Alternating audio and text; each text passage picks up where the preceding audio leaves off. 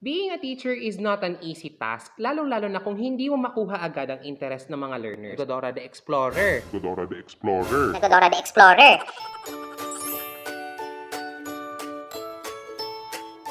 Hey, what's up guys? And you're watching Niel, where we talk about the Deped ranking, lesson by tutorials, and other teacher-related stuff. So for today's video, let's discover 3 more ways to upgrade your teaching abilities and motivate your learners. Pero wait, bago tayo mag-start, don't forget to hit the subscribe button down there at i-hit ang notification bell para maging updated kayo sa lahat ng mga videos natin every single week. Being a teacher is not an easy task, lalong-lalo na kung hindi mo makuha agad ang interest ng mga learners natin. Kasi sa panahon natin ngayon, nandito ang katawang lupa ng mga estudyante sa classroom pero kung saan-saan pumupunta ang kanilang mga imagination, parang nagdodora the Explorer.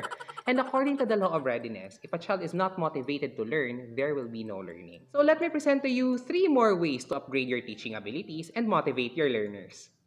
The first skill is songwriting, kasi songs can be used as a motivational song for any learning competency.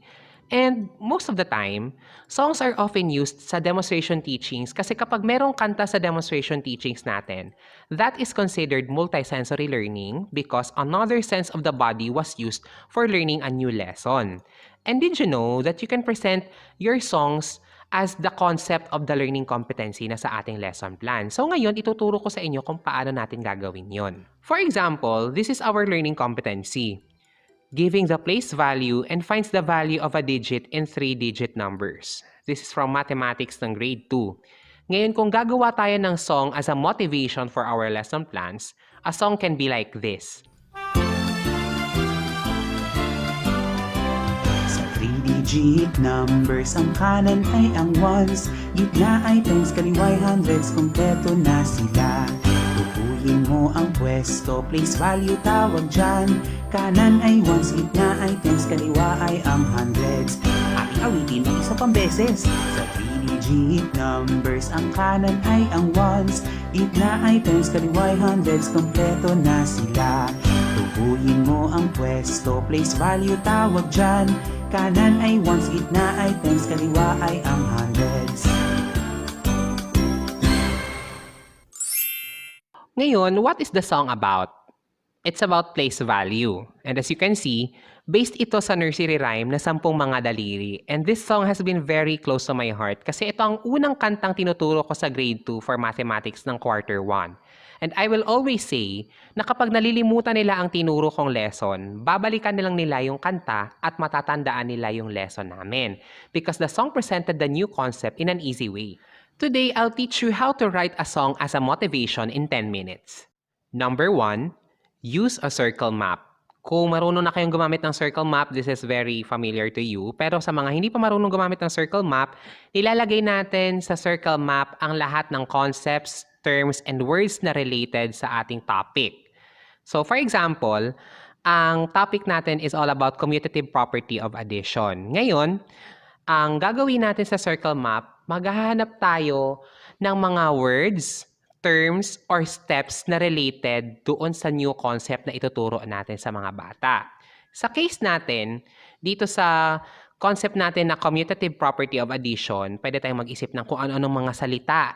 It's either synonyms ng concept, related words doon sa concept, or steps doon sa concept. For example, ang pwede kong ibigay dito is addends, add, parehas, parehas ang sagot, and yung binaliktad.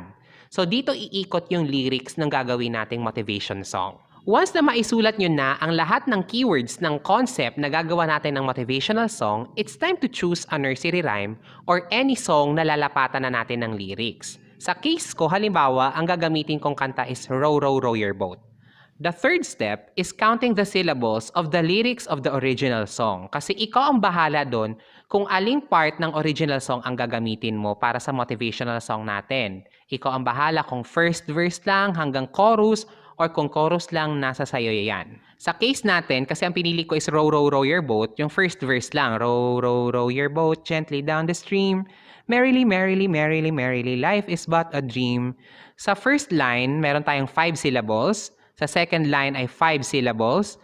Third line ay 12 syllables. At ang last line natin ay 5 syllables. At kapag nabilang na ninyo kung ilang syllables meron sa bawat linya ng parts ng song na gagamitin ninyo, yan ang number of beats ng kanta natin. The fourth step is writing the lyrics for the new song. Kasi after mo makuha ang lahat ng concepts, kailangan mo nang gumawa ng original lyrics mo. Basta tatandaan mo lang na ang gagawin mong lyrics ay kailangan tumugma sa number of syllables mula doon sa original song na pinagkuhanan mo ng tono. Pwede ka sigurong sumobra lang ng isang syllable or magkulang ng isang syllable. Kasi kapag sumobra ka ng madaming syllables, hindi na siya nagiging maganda sa pandinig. So for example, ang nagawa kong lyrics para sa aking commutative property of addition song is ang dalawang addends kapag binaliktad, parehas-parehas pa rin ang sagot, tuloy lang ang pag-add. Kung i-examine natin, yung first line ay 6 syllables, ganun din sa second line. Sa third line, kinapos ako, naging 11 syllables lang siya, at sa last line ay 6 syllables. Kaya kung gagamitin na natin yung bagong kanta, ganito siya.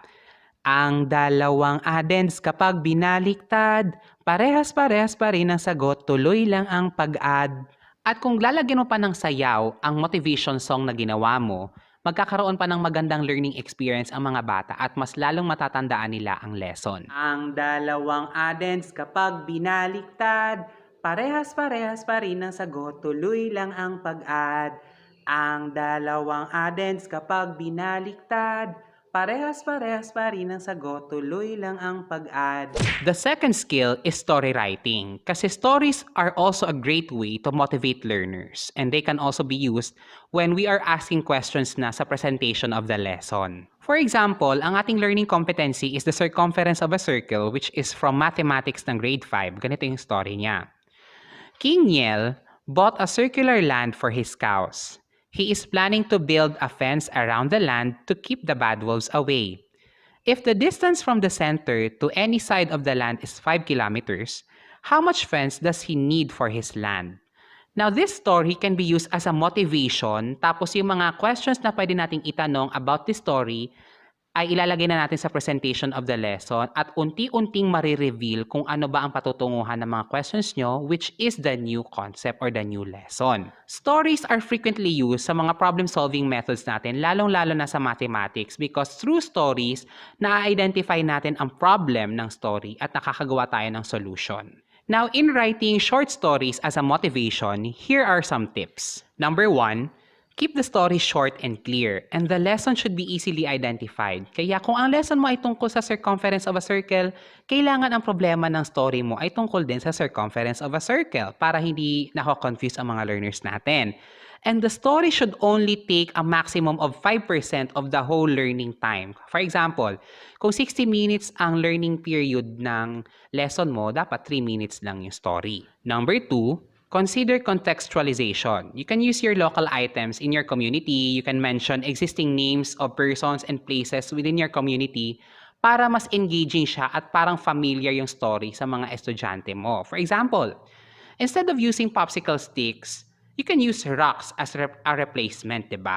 Instead of using foreign names such as Elsa, yung Anna, Christoph, pwede mong gamitin yung mga pangalan ng learners mo para mas engaging siya at mas nakakaaliw pakinggan yung ating story. For example, ang learning competency natin is adding 3-digit numbers with regrouping. A story can be like this. Si Cardo at si Aliana ay tumulong at pumulot ng basura sa tabing dagat. Nakakuha si Cardo ng 187 bote ng plastik.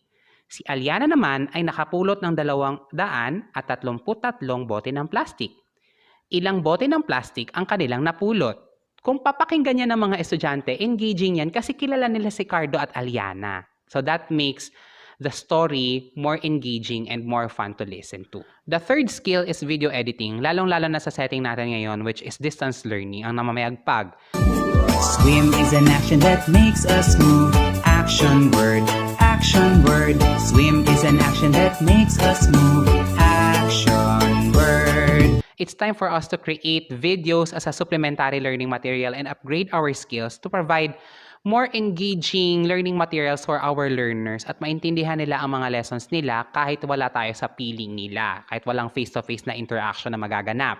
At kung gusto nyo matuto kung paano gumawa ng supplementary learning materials, ilalagay ko ang link dito sa description box. At para sa ating bonus skill, The bonus skill is game designing. And this is also an innovative motivation for our learners. And meron tayong iba't ibang mga applications para makagawa tayo ng simple computer games for our learners such as Microsoft PowerPoint and Microsoft Visual Basic. And if you want to have a sample of an electronic game using Microsoft PowerPoint, ilalagay ko ang link dito sa description box. At para sa lahat ng mga videos ko tungkol sa Deped ranking, lesson plan tutorials, and other teacher-related stuff, iiwan ko ang lahat ng link dito sa description box. Once again, this is Niel. Thank you so much for watching at maraming salamat po sa 50,000 subscribers na sumusuporta sa aking YouTube channel. God bless po sa inyong lahat and I'll see you next time. Bye guys!